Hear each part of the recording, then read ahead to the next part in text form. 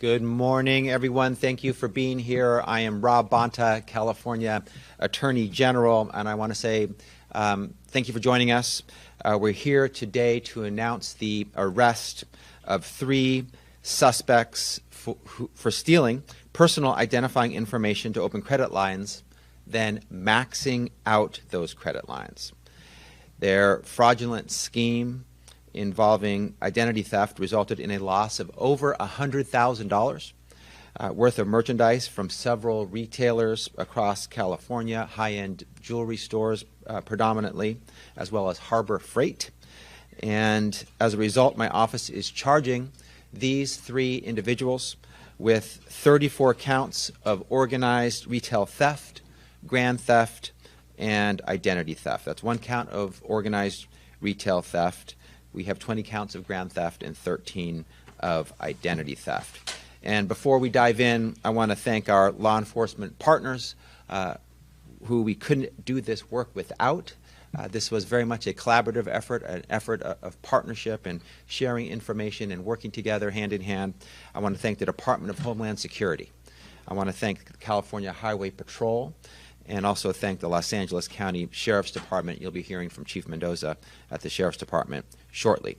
I'd also like to thank my colleagues at California DOJ, in particular our Organized Retail Criminal Enterprises Program, the ORCE, which was started back in 2021.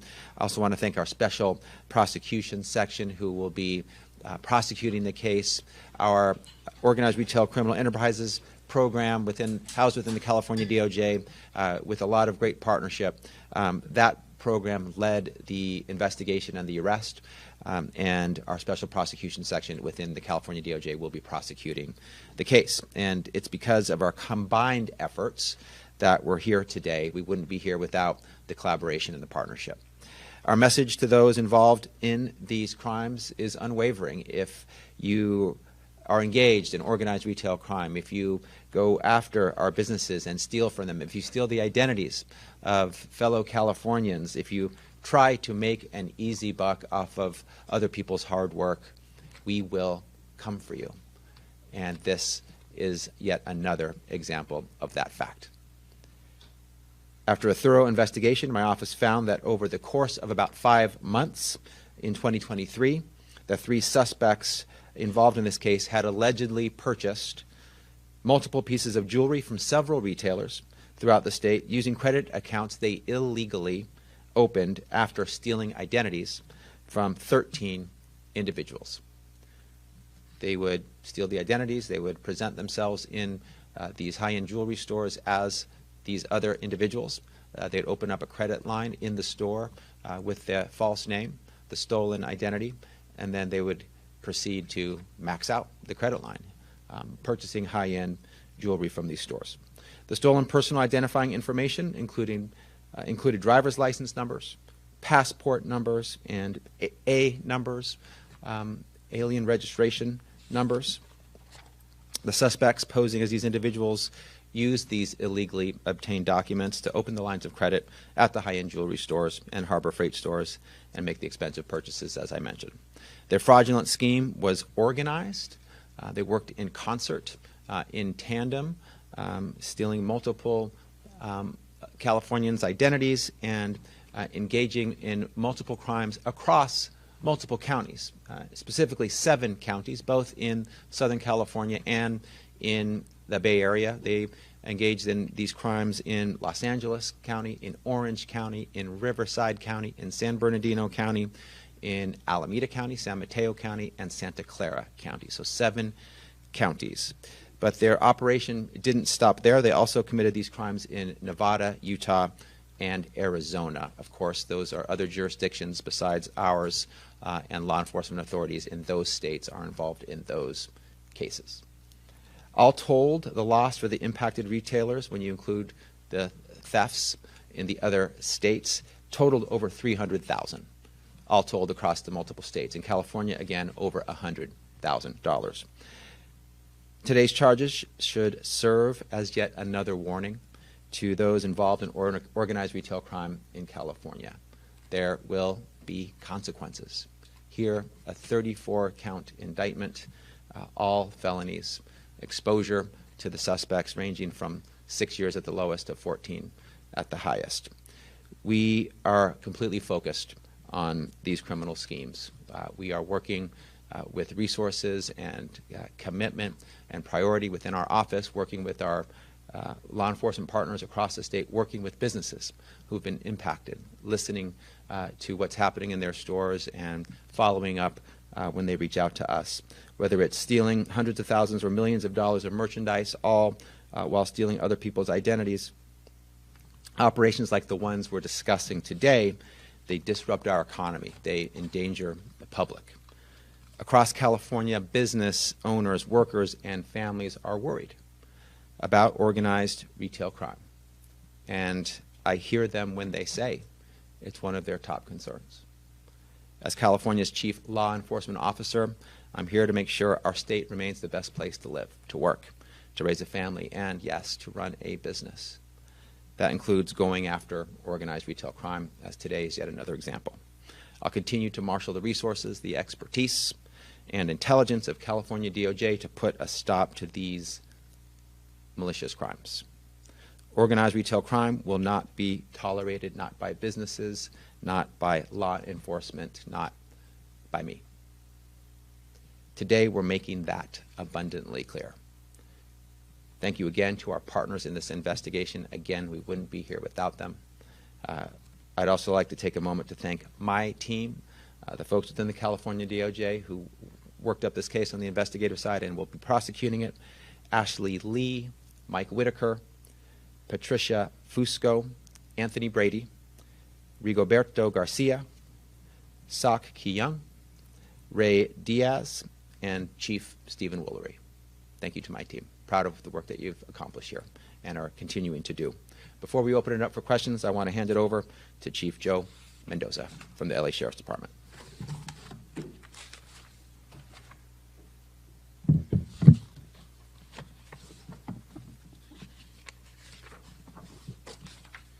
Good morning. I want to begin by thanking everyone for being here and really bringing light to this incident. I'd like to thank the California Department of Justice, all of their investigative team, Attorney General Bonta for making this a priority in our state. I want to thank all our local, state, federal partners who collaborated to bring these three suspects to justice. I want to thank all the victims who reported the crimes, because without those reports, we wouldn't be standing here today. I want to share a few details about the crime that we investigated on the Los Angeles County Sheriff's Department side, and it was investigated by investigator Brian Espinoza, who later shared some of these facts of the crime with the investigators from HSI. In September of 2023, our Fraud and Cyber Crimes Bureau investigated a case where the suspect used identity theft using 3 victims to open fraudulent credit accounts. The fraudulent credit accounts were then repeatedly used by the suspect at different stores across the counties and other states. That total loss in our investigation was approximately $51,000. During the course of the investigation, it was discovered the suspects were committing similar retail thefts involving these crimes at other retail businesses. Because of the scope of the crimes, press spread across the jurisdictions, we worked with HSI, other law enforcement partners to further investigate and charge these suspects with the identity and grand thefts. Since this case began, our department has formed the Organized Retail Crime Task Force, and it operates out of major crimes. It was formed actually the day or the month that this investigation began in September of 2023. Our task force at the LA County Sheriff's Department, being run under major crimes, has since that time over 1,100 arrests, served over 900 search warrants, and successfully has filed over 750 criminal cases, recovering over $37.5 million worth of stolen property. Our department remains committed to combating organized retail crime through coordinated and multi-agency efforts, leveraging information sharing, targeted enforcement, and strategic partners to safeguard businesses and communities.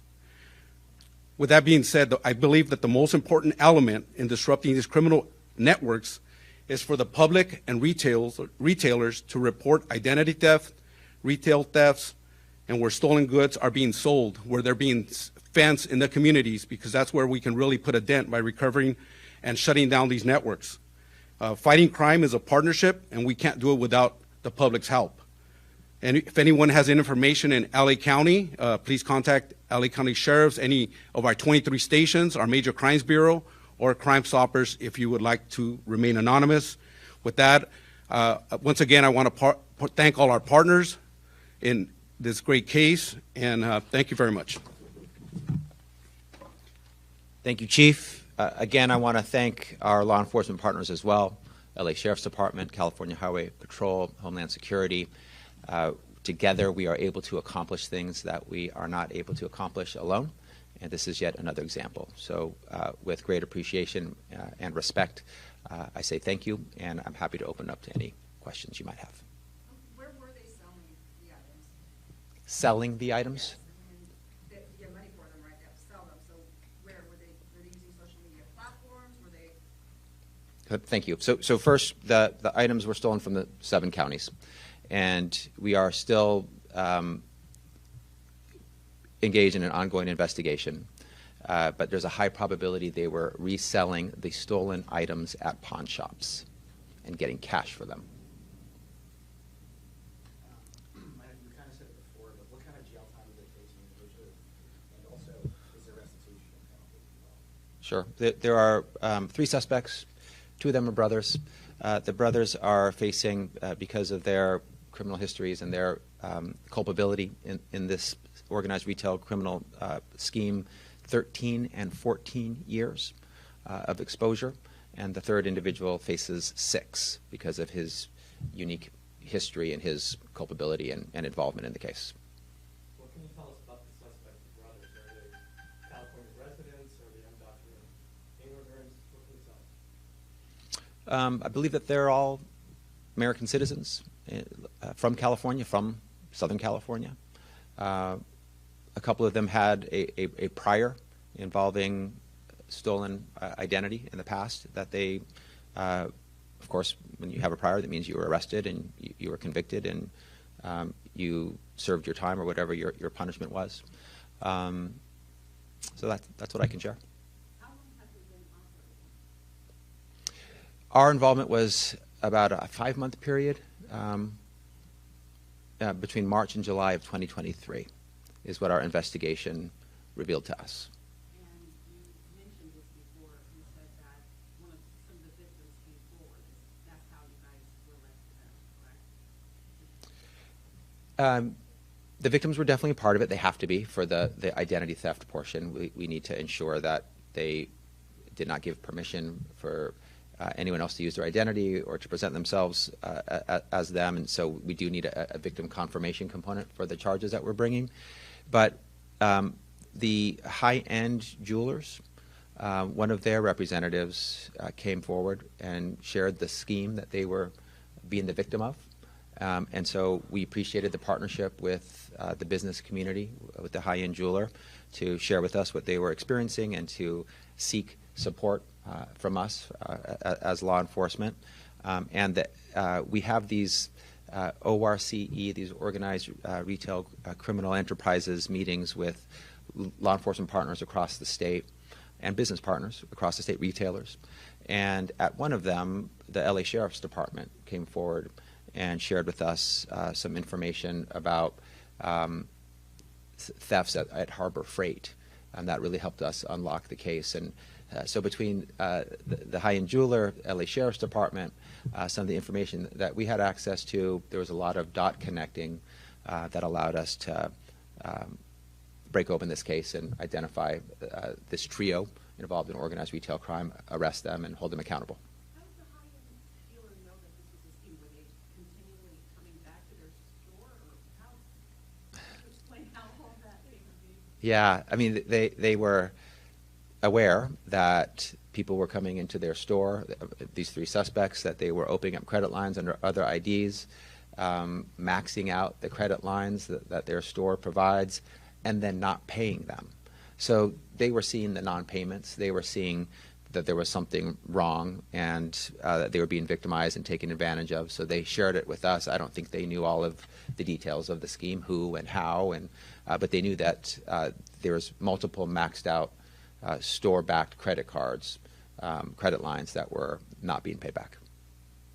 So how did the suspects obtain the identity of the victims? Did they purchase the information from the dark web, steal a driver's license? What can you tell us about that? We're still uncovering all the details for the different ways. I will say that there were multiple IDs presented. There was one example of a green card with an A number, an alien registration number that was presented. That stood out amongst the jewelry stores because it was uncommon.